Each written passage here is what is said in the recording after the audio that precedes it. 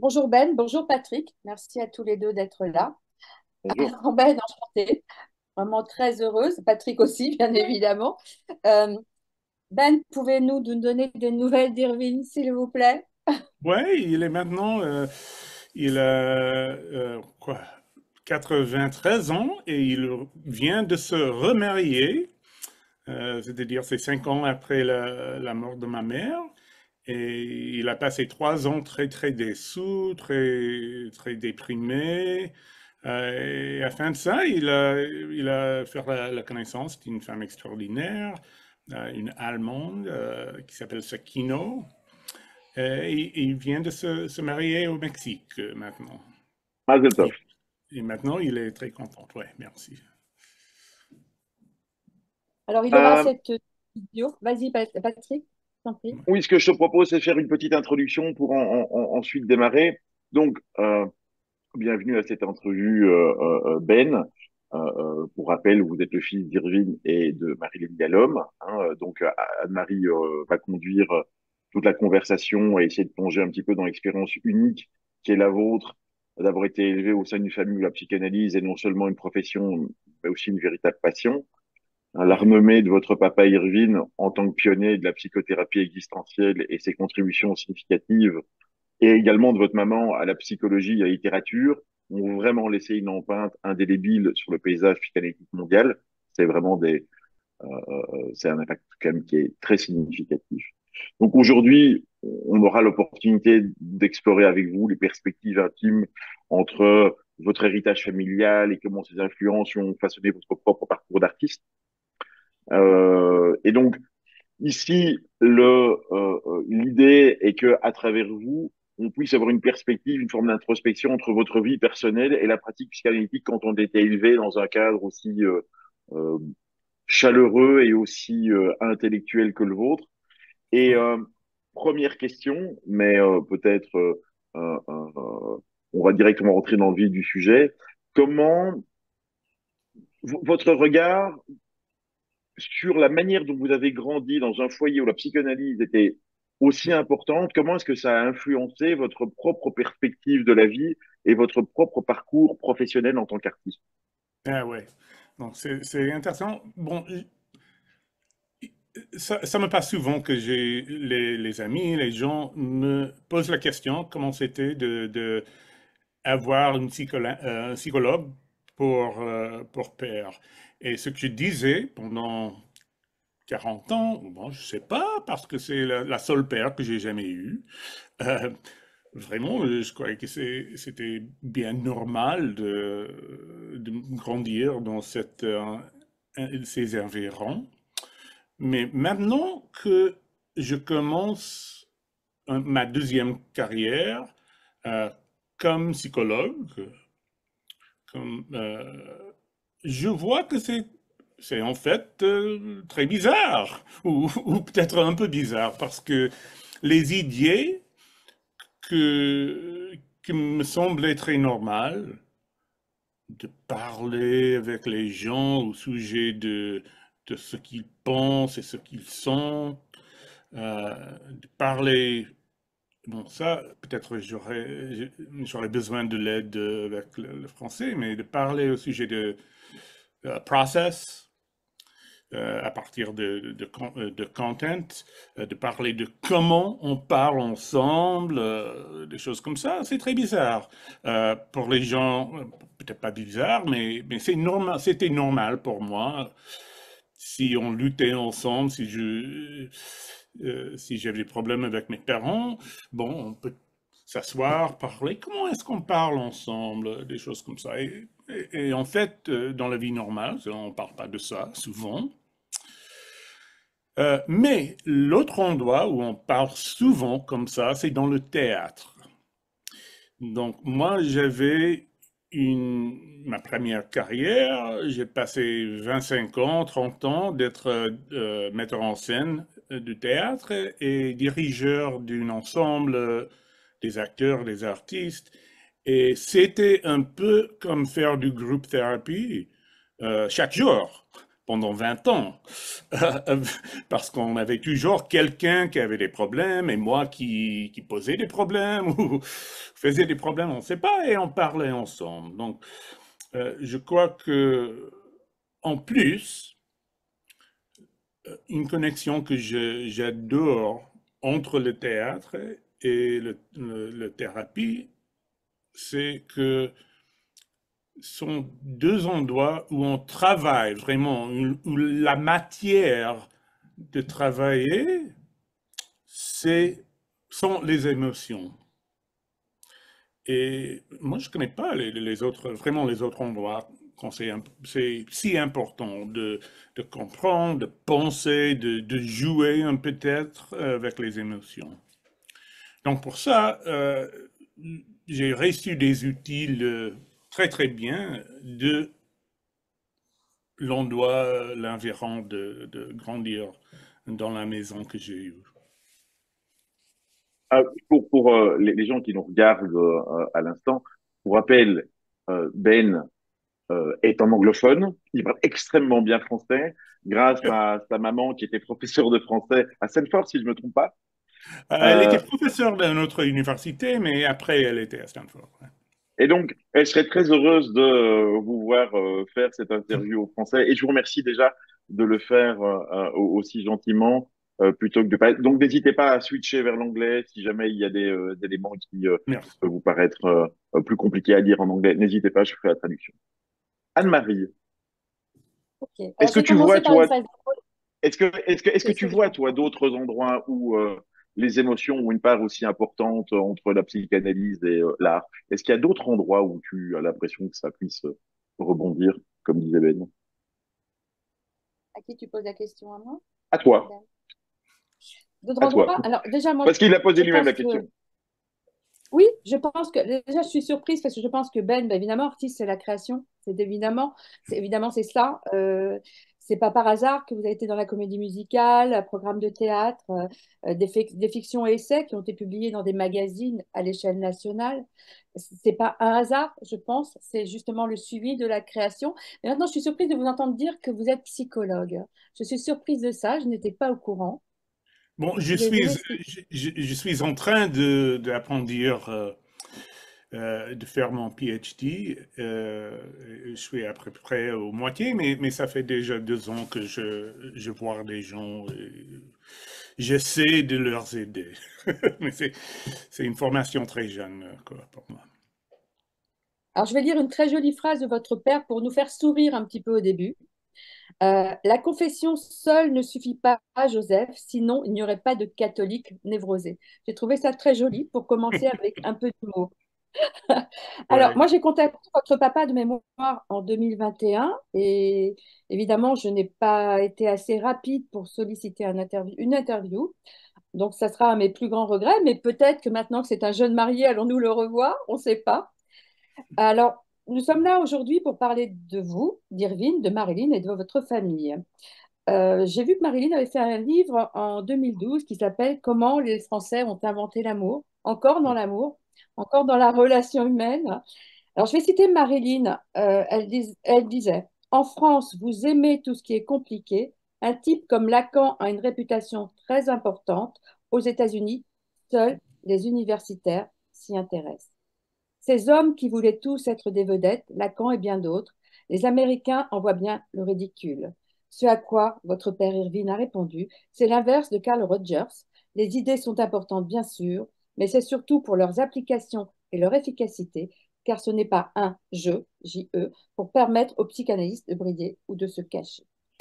Alors, moi, je pense que travailler avec son empathie, ne rien renier, ne rien cacher, vous me dites si je vais trop vite, ne pas se laisser Ouais, enfermer dans un un petit peu trop vite, je un trouvais. petit peu vite. Alors, travailler avec son empathie, avec son émotion, hein. Ne rien renier, ne pas la renier, ne rien cacher, ne pas la cacher, ne pas se laisser enfermer dans un dogme thérapeutique, c'est-à-dire dans des barrières, hein. Ouais.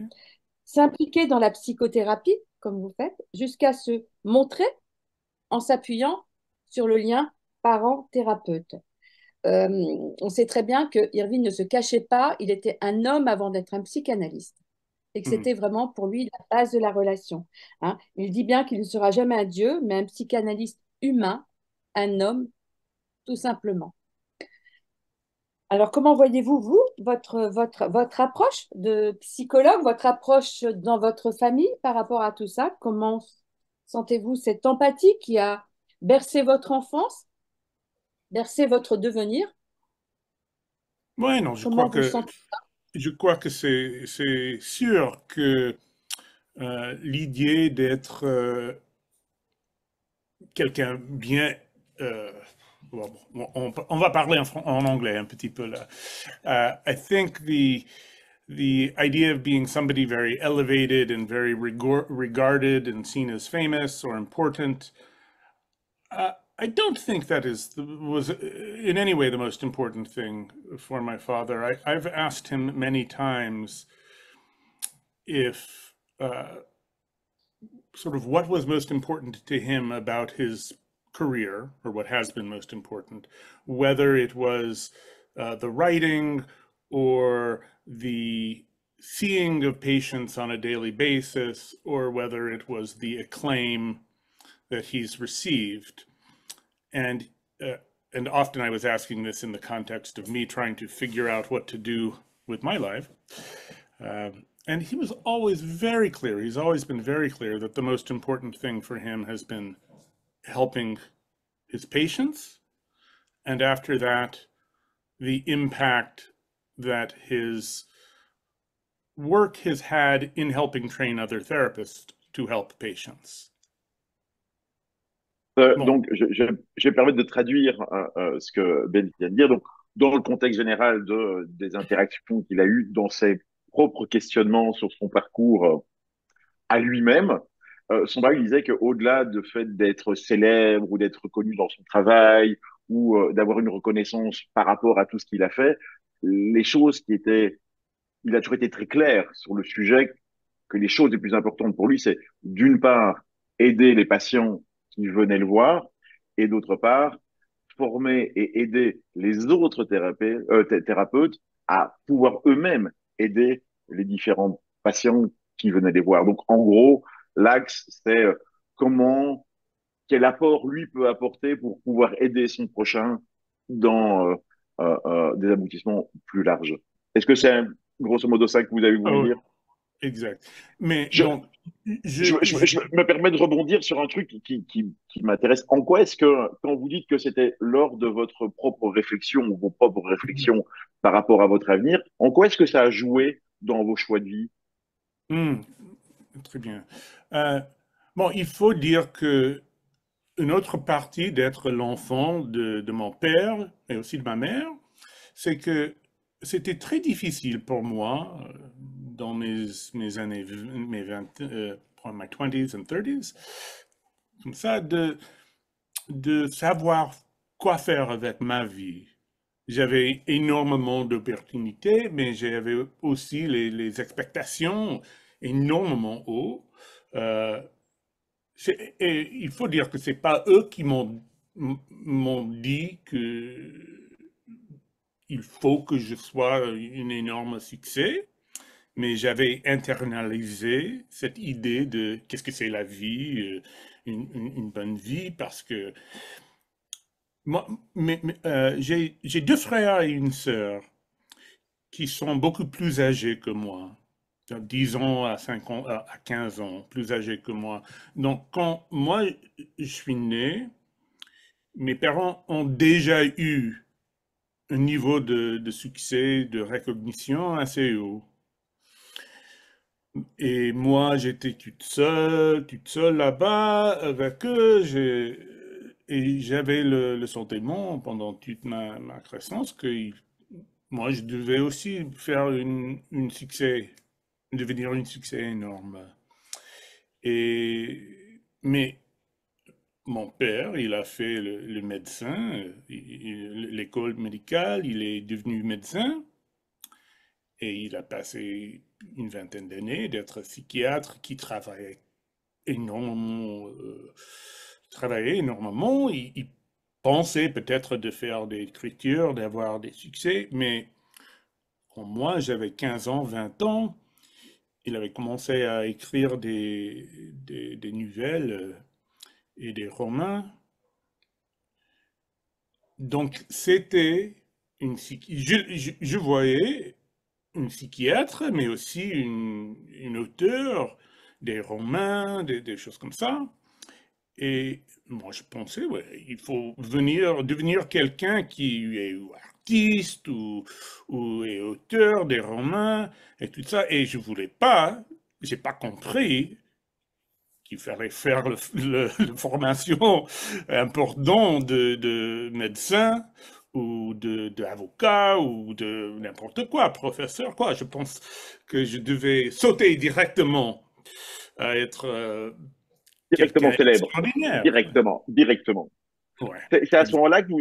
Ah, est-ce que ça a un impact sur la troupe de théâtre que vous avez créée? Est-ce que il y a un moment donné, vous êtes juste projeté dans les attentes ou ce que vous imaginiez être all the expectations that your parents give to you, or is that something completely apart, or Oh non, non, non, est-ce que c'est complètement... c'est très proche. Et il y avait des autres parties. Bon, ce que je veux dire, c'est que euh, j'adorais le théâtre. Mais je suppose qu'une partie de ça, c'est mes parents adoraient le théâtre et qu'on sortait pour une vacation ou pour une soirée extraordinaire entre familles, c'était toujours au théâtre. Sometimes it was to museums or an art show or a lecture, but often it was theater. Donc, j'en suis certain qu'il y avait une partie de ma tête qui pensait, bon, qu'est-ce qu'on peut faire d'une valeur très haute? Bon, du théâtre, on va faire du théâtre. Donc, c'est pour ça, je crois que j'avais commencé à faire le théâtre et que j'avais toujours l'idée que c'était quelque chose d'important. Donc, Est-ce que, ouais. une question moi, qui m'intéresse, Fool's Ferry, c'est le nom de votre groupe de théâtre. Et le nom est original. Vous savez me dire d'où il vient? Bon, je vais, I'll come back to that. Okay, let me Sure. talk in English for a minute and I'll give you time to translate. Um, So I became interested in doing theater Mm.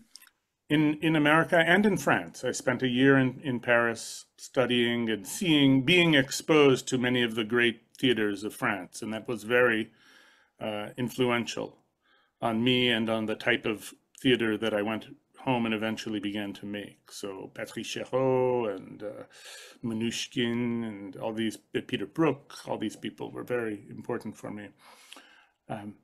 But here's I think, other key thing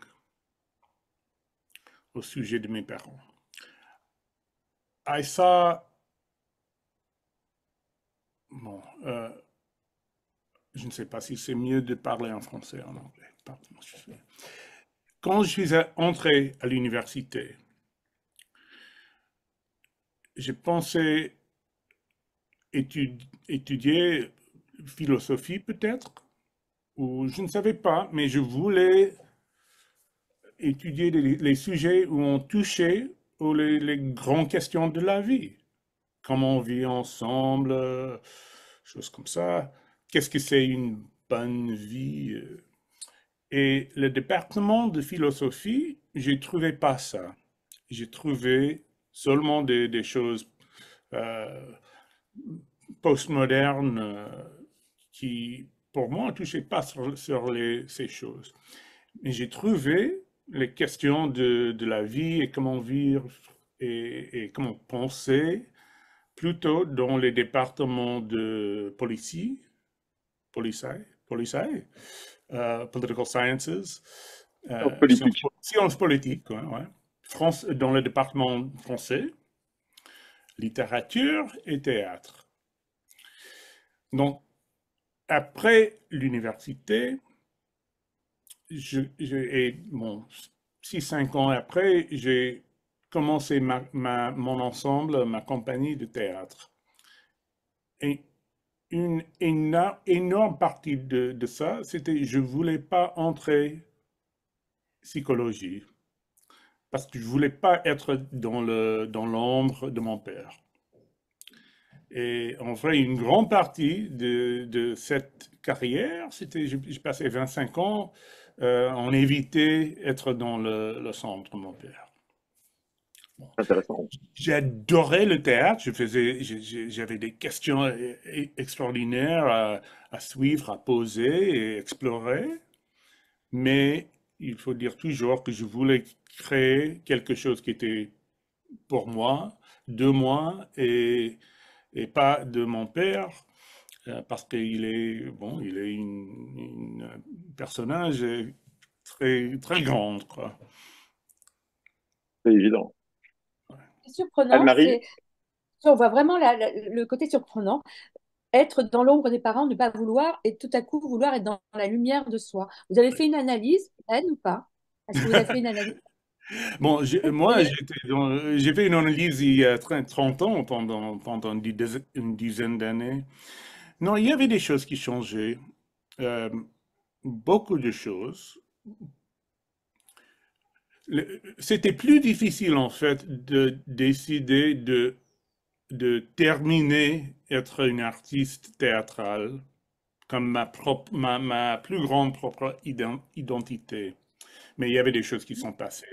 J'ai quitté la ville de San Francisco, je suis tombé amoureuse avec ma femme, qui est physicien, qui est médecin, et nous devions être où elle trouvait un boulot.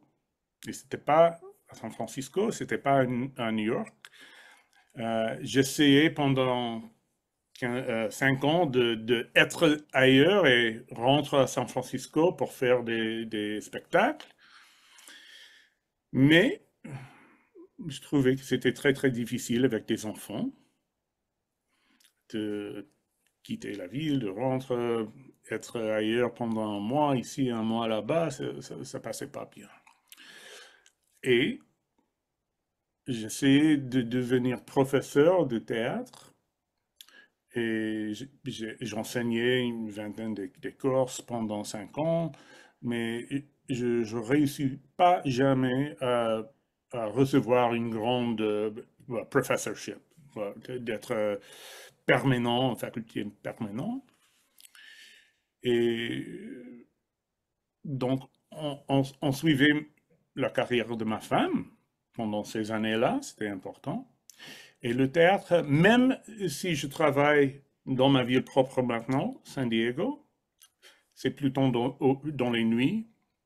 J'ai des petits-enfants, ça marche pas bien.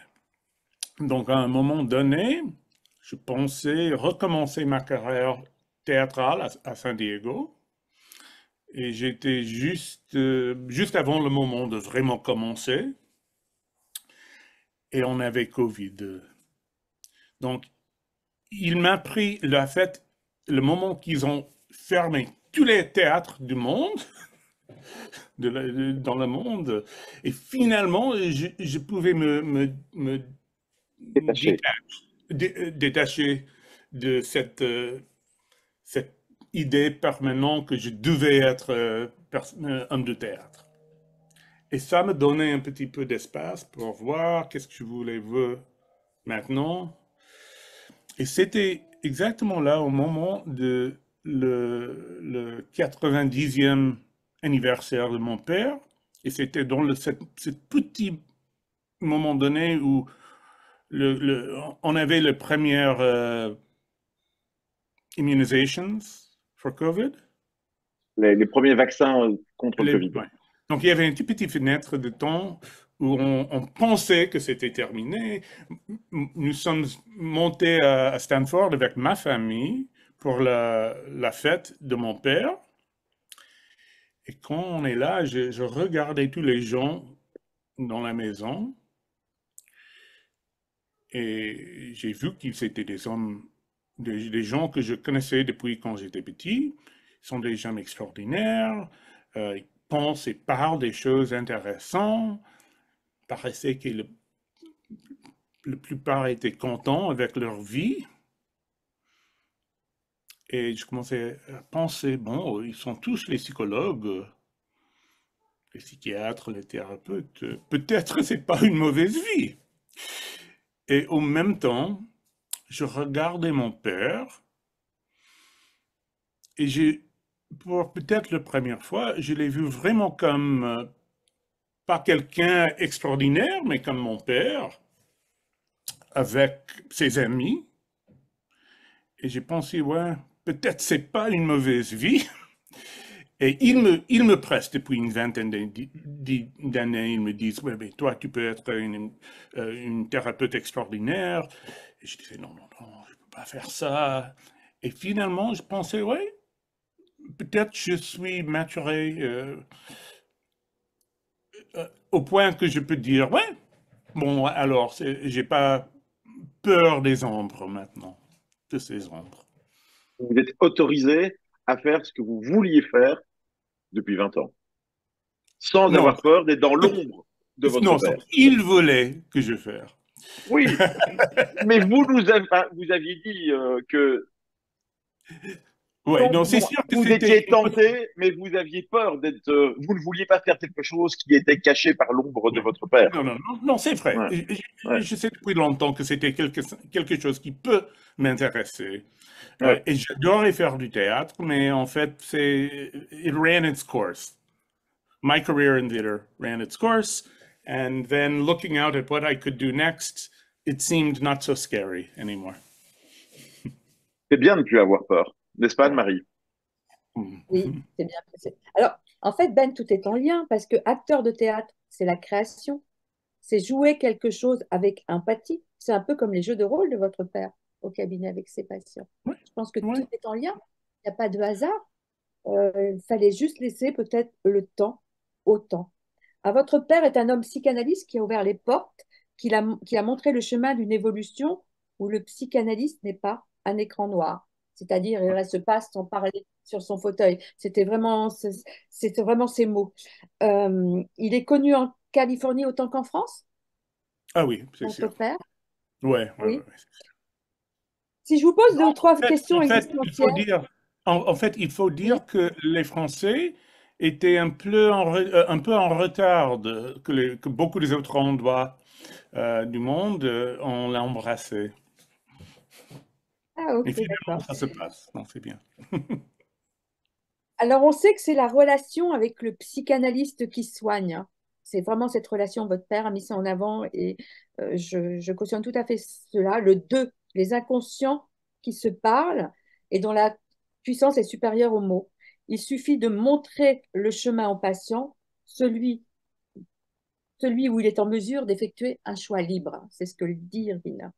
Ces petits plus en thérapie, ceux qui sortent du cadre, de l'écran noir du psychanalyste qui ouvre à la critique et à la censure, sont d'une profonde humanité. Quand la psychanalyse s'ouvre à une rencontre humaine éloignée de tout artifice qui s'avère crucial, c'est les mots de votre papa, hein. Elle Mm. permet aux patients de s'ouvrir en fuyant l'isolement. Elle est structurante de par la différence entre le thérapeute et le patient. C'est une relation dans la réciprocité. Le thérapeute n'est pas un directeur, ni un informateur, mais un possibiliteur. C'est ce que dit votre papa. C'est-à-dire, il met tout dans la relation à l'autre. C'est ça, l'existentialisme, en fait. Dans la relation à l'autre, c'est-à-dire, mais il n'a pas peur de dire, il a presque, bon, j'ai tous ces livres là, je ne veux pas tous vous les montrer, mais il y a la pile. Il n'avait pas peur de dire, ben là, je ne vais pas bien. Qu'est-ce que vous ressentez moi? Il n'avait pas peur de parler de son ressenti, de travailler sur le contre-transfert, de montrer qu'il était un homme avant tout, qu'il avait des émotions et que cette émotion, on sait très bien que quand un patient arrive et vous êtes triste, il va le ressentir. Si on ne le dit pas, il va le ressentir. Donc, il va emporter ça comme quelque chose qui n'est pas à lui, qui ne lui appartient pas. Et de mettre de mots sur notre tristesse permet peut-être au patient cette relation patient psychanalyste ou patient thérapeute qui justement crée du sens, donne du sens. Et c'est cette humanité, ce lien entre les deux qui va amener à la réflexion, à faire grandir autant le thérapeute d'ailleurs que le patient. Votre avis? Bon, moi, je trouve dans le petit moment que je vois des patients que c'est vrai. Ou certainement c'est mon approche aussi.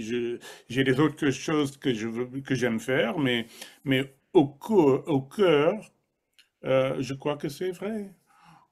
Ou, moi, j'ai vu moi-même, bon, quatre, quatre thérapeutes pendant les dernières années, et c'est sûr que celle qui, qui est plus intéressante à moi, qui m'aide mieux, c'est celles qui sont, il y en a deux, je pense, qui sont vraiment ouvertes en ce sens-là.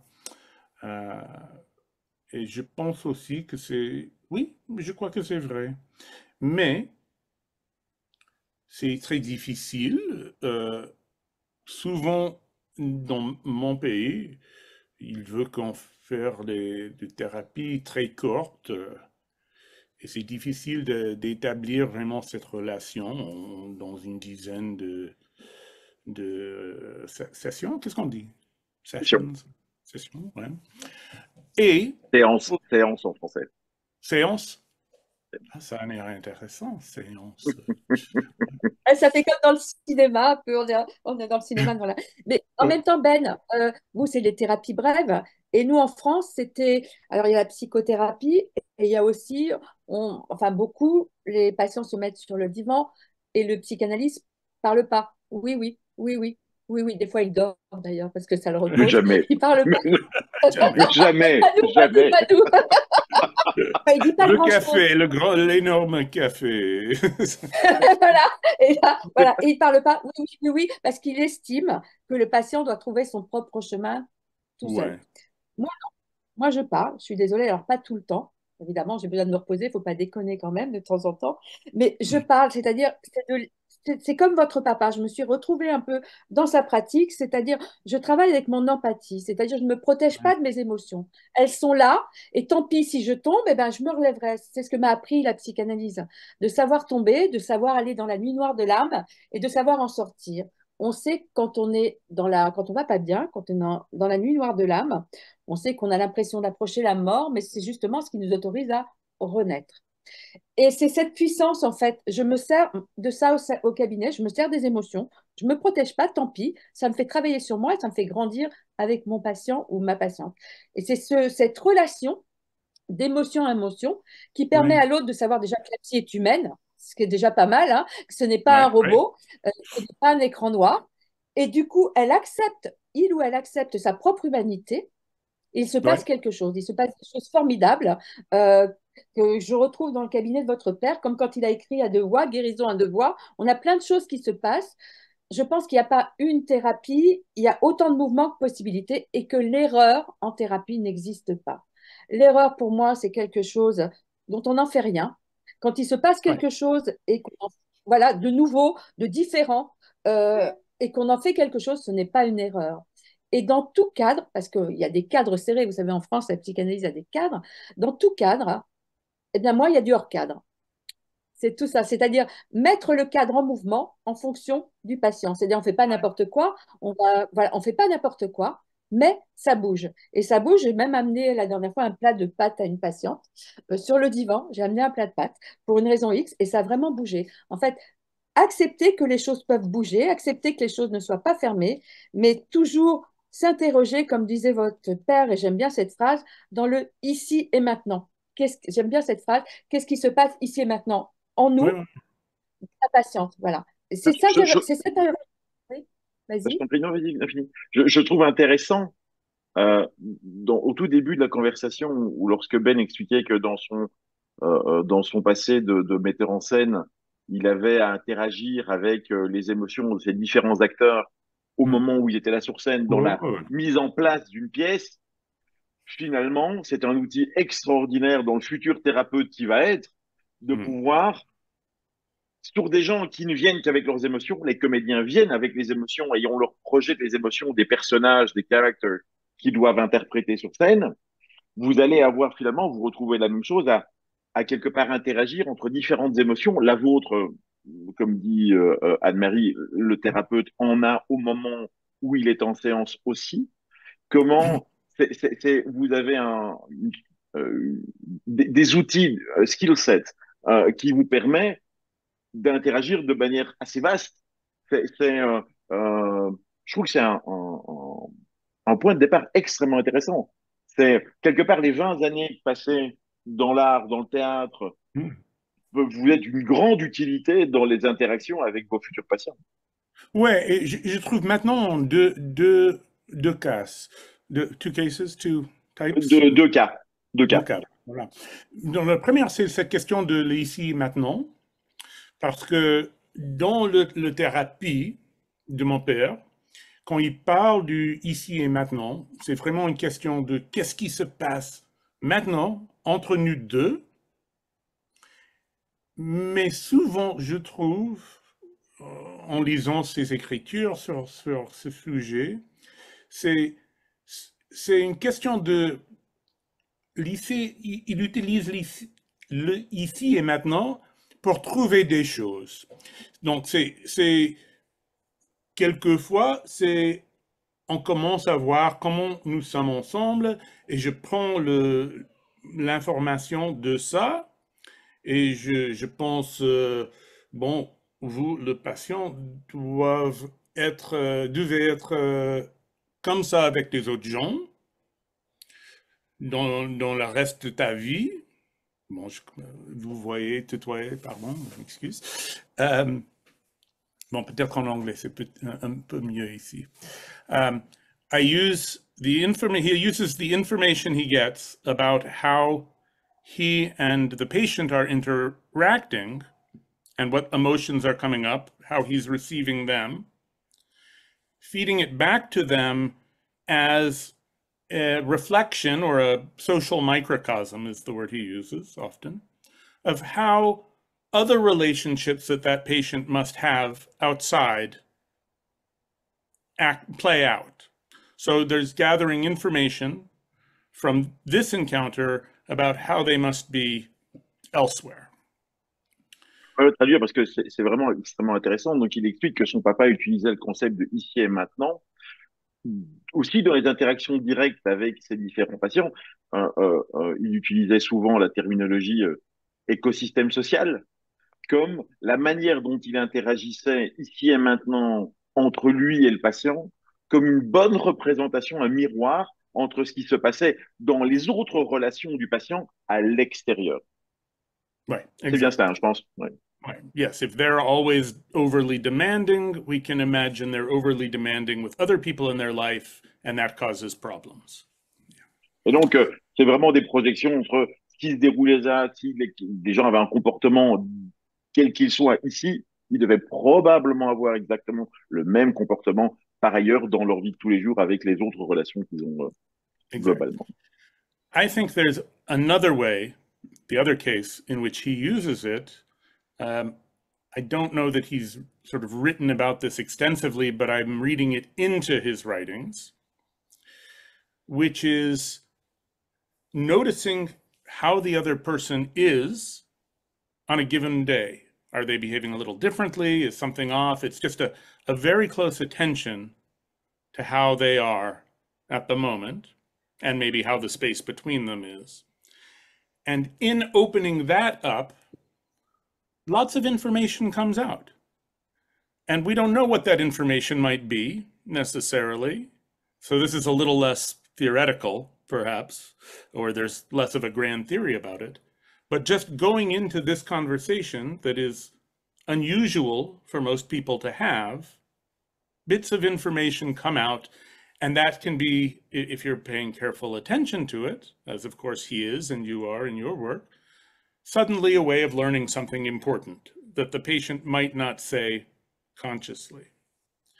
Ça me paraît donc le deuxième cas de figure où on peut interpréter le ici et maintenant est dans une relation qui est beaucoup plus singulière, dans le comportement qu'a le patient à ce moment précis, au moment où il est là, qui permet aussi de percevoir ou d'interagir les sentiments qui sont derrière à ce moment précis. Un outil qu'on utilise énormément dans la psychanalyse, c'est-à-dire tous les psychanalystes. C'est pour ça qu'en France, on a ce côté un peu plus en retrait et on écoute énormément pour justement rentrer dans ce type de relation, pour laisser le patient à un moment donné venir aujourd'hui, maintenant, dans l'état dans lequel il est, venir avec ses émotions et même si ça peut paraître très théorique, puisque c'était ce que vous disiez également, euh, essayer de percevoir à travers cette petite relation qui peut se cacher derrière. Et c'est là, par exemple, qu'on voit passer des lapsus, par exemple, qui sont aussi quelque chose qui permettent d'éclairer à un moment donné des contradictions ou d'éclairer les éléments non dits dans une relation. Ouais.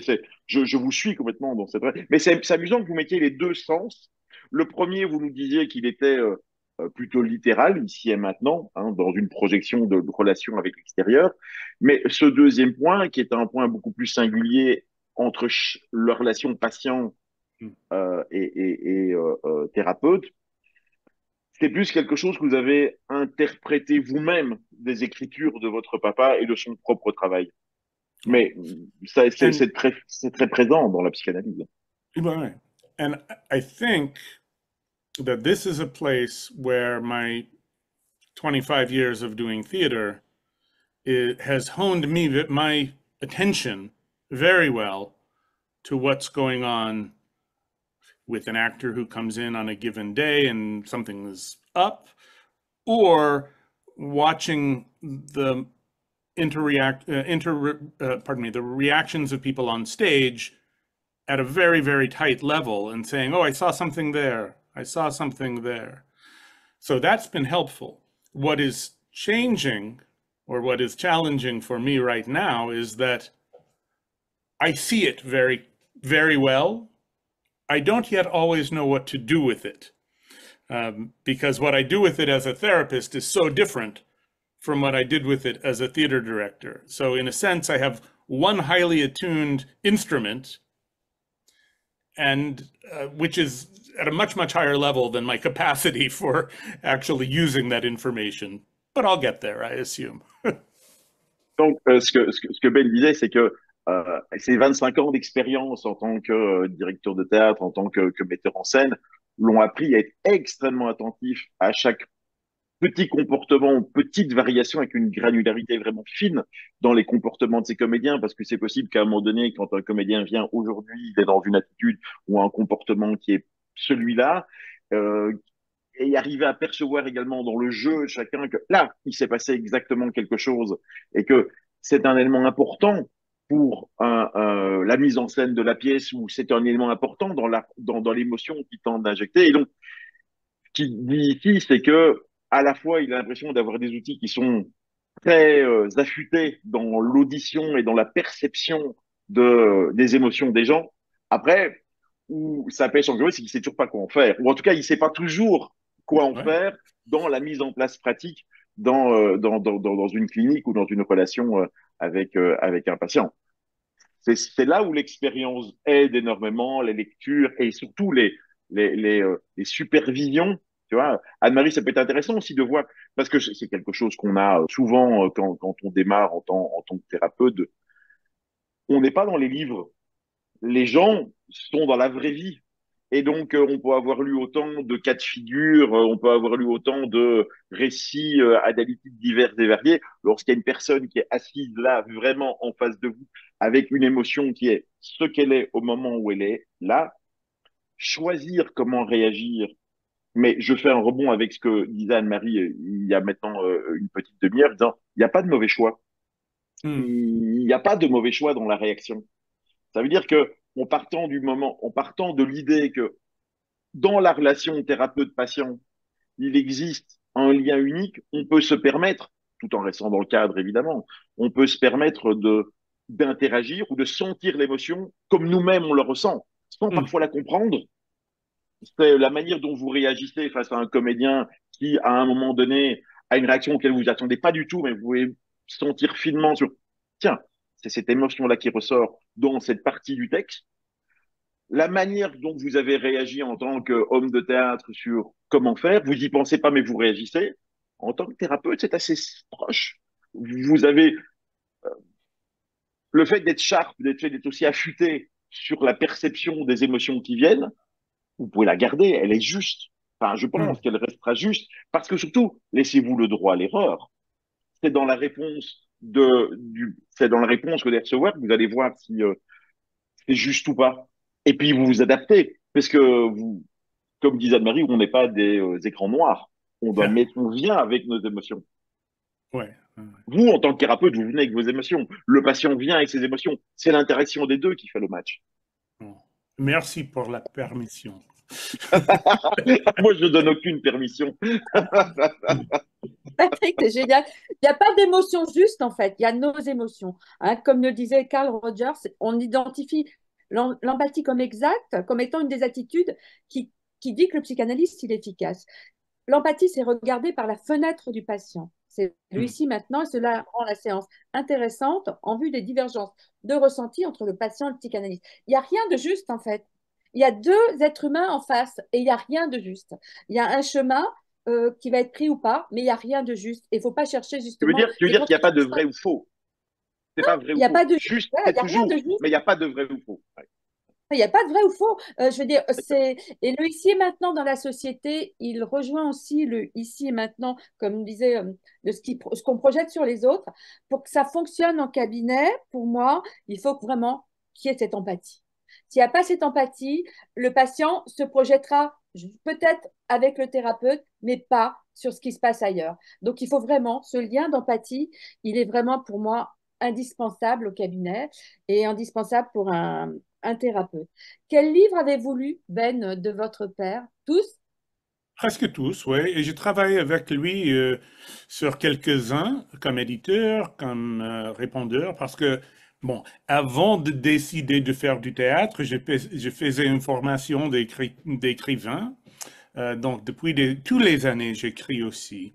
Donc, maintenant, en fait, nous faisons son dernier, ce qui va être, je crois, je sais pas, mais je crois que ça va être son dernier livre. Mais avec lui, il écrit toujours, donc on ne sait pas. Mais euh, maintenant, nous écrivons ensemble, ou je termine sa dernière livre, son dernier livre, pardon. Mais j'ai lu tous les romans, c'est sûr, les livres d'histoire, et dans ma formation, je lis beaucoup des textes aussi. Donc, the Group Therapy Book, The Gift of Therapy, plutôt celles qui sont très très vieux, bon, peut-être pas. Ce livre, il est sur quoi? Est-ce qu'on peut avoir un petit peu quelques indices? Ce livre que vous êtes en train d'écrire comme Oui, co-auteur oui, avec votre... c'est sûr, c'est intéressant. Euh, Ce qui s'est passé, donc le livre va s'appeler Hour of the Heart, donc l'heure du cœur. Et ça va sortir, je crois, au fin de l'année. C'est une collection d'histoires très petites, des nouvelles, mais très très courtes. Mais ce qui est différent, c'est que il y a à peu près 5 ans, il voyait que sa mémoire commence à déchirer, Décliner. décliner. Ouais. Et il décidait qu'il pouvait pas faire, il pouvait pas voir les clients pendant une duration longue parce qu'il ne se souvient pas entre un mois et un autre mois qui est cette patiente ou les détails.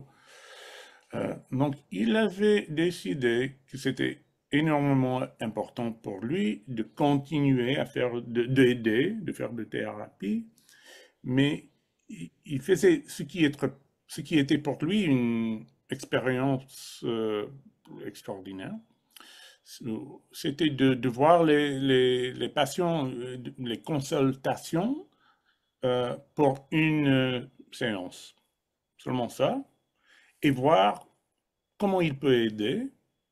Normalement, il peut faire des recommendations, qu'est-ce qu'on dit en français comme Recommandation.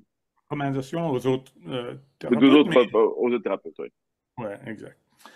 Et je crois que pendant 3 ans, à peu près 3 ans, il a fait peut-être 500 consultations parce il veut travailler tous les jours. Et il écrivait peut-être une quarantaine de petites histoires.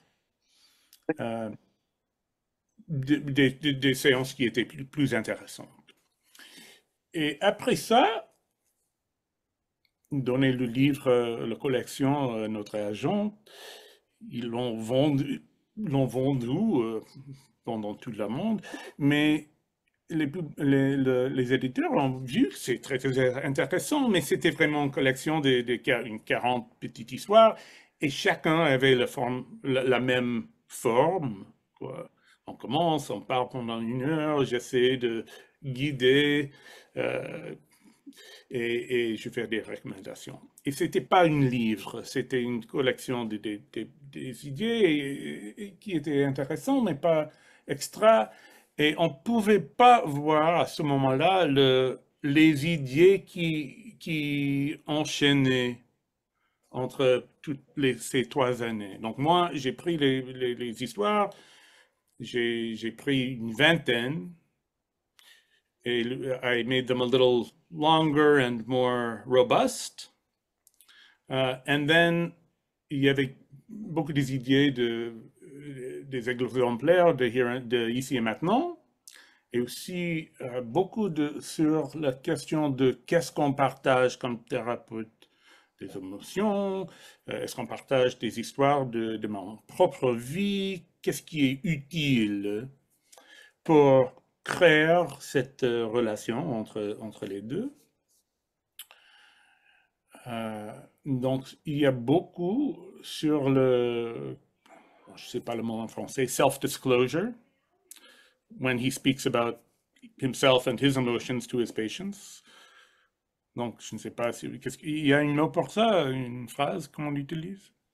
Euh, mais une question qui, moi, m'interpelle, euh, c'est dans cette boîte, est-ce que c'est une boîte à outils qui est utile plutôt à des thérapeutes ou alors c'est plutôt quelque chose qui est destiné au grand public euh, C'est toujours ça la question avec ces livres. Donc, il pense j'ai le terme, normalement. c'est autodiscipline, ce que vous me demandiez, le mot exact. Et voilà. Ah, C'est autodiscipline. autodiscipline, Ah, self-disclosure, ouais. Donc, il fait des expériences, ouais, c'est ça? expérience. Ouais. Sur, bon, si je donne un petit peu ici, un peu plus ici, un peu plus ici, quand est-ce qu'on trouve le moment qu'on sait trop? Pour lui, il ne trouve pas, il pense que c'est toujours utile, mais il sait aussi que les gens viennent le voir, et ils sachent toujours déjà qui c'est Irving Yalom, et il y a une puissance là-bas d'être lui en quelques cas, et en autre cas c'est un problème parce que les gens ont un petit peu de peur de parler avec lui, et on parle de ça, quand est-ce que c'est utile, quand est-ce que c'est pas utile, mais sa message en gros, c'est que c'est presque toujours mieux d'être empathique, de partager de soi-même. Et je ne sais pas en France maintenant, mais c'est toujours le cas aux États-Unis que la plupart des formations des thérapeutes ont dit non, non, non, on ne partage pas, on partage un tout petit peu. Et mon père, c'est vrai qu'il ne comprend pas complètement que il écrit des livres qui sont très influentiels, qui vendent beaucoup, mais en même temps, on n'enseigne pas ça, ces techniques de faire connexion avec les gens, parce que moi, je suis en train de faire une formation et c'est pas une école rigide, mais toujours, la plupart des gens, ils enseignent qu'on ne veut pas partager de moi-même. Et Ouais. donc, on ne comprend pas toujours pourquoi ça. C'est la différence entre la théorie et la pratique, probablement pour enseigner, en fait, pour éviter les biais dès le départ, pour éviter que les nouveaux thérapeutes ne se brûlent quelque part en donnant beaucoup ou en livrant trop ou en projetant d'eux-mêmes sur le patient. C'est plutôt une forme de d'autodiscipline, Ouais. de protéger le patient en se protégeant soi. Avec le temps, et je pense qu'Anne-Marie ne peut être que d'accord avec moi, avec le temps, on voit que c'est plutôt l'inverse. et que en Mm. mettant de soi et en mettant de la couleur, la sienne, dans la relation patient-thérapeute, qu'on arrive à sortir des choses qui sont plus justes pour le Mm. patient. Donc, de nouveau, il n'y a pas de there is no, euh, euh, il n'y a pas de bonne ou de mauvaise réponse. Il y a une réponse juste et elle est unique à ce moment-là, ici et maintenant. Et donc là, il faut chacun donner un peu de soi. Mais c'est vrai que c'est pas évident dans l'enseignement d'avoir, on n'enseigne pas à donner de soi-même dans une relation thérapeutique. On apprend à être neutre. Donc l'autre chose dans le livre, c'est que moi j'ai reçu cette vingtaine, maintenant c'est une vingtaine d'histoires, et j'ai fait lier les idées un peu, et j'ai donné à l'éditeur. Et elle m'avait dit, mais je ne comprends pas ici, et pourquoi on ne met pas davantage de l'histoire de ton père, de ses idées. Et moi, j'avais pensé, mais tout le monde a lu des livres, je ne veux pas répéter tous. Mais elle m'avait expliqué que il y a une nouvelle génération des gens qui viennent, et c'est pas une mauvaise idée de mettre Répéter. de répéter un peu. Donc maintenant, je suis en train de refaire avec un peu plus des idées d'ici et maintenant et tout ça. Donc ça sera des petites histoires, mais aussi un petit peu an overview Un of, aperçu général ouais, of his ideas. So, de toutes ces idées. Ça va d'abord être édité aux États-Unis ou ça va directement être édité partout dans le monde, dans toutes les langues? Enfin, bon, normalement, ça va ici, ça va commencer ici, mais c'est bien vendu à tous les éditeurs, les maisons d'édition. Et c'est vendu en France, donc je suppose qu'ils vont commencer à traduire au moment que je le termine. voilà.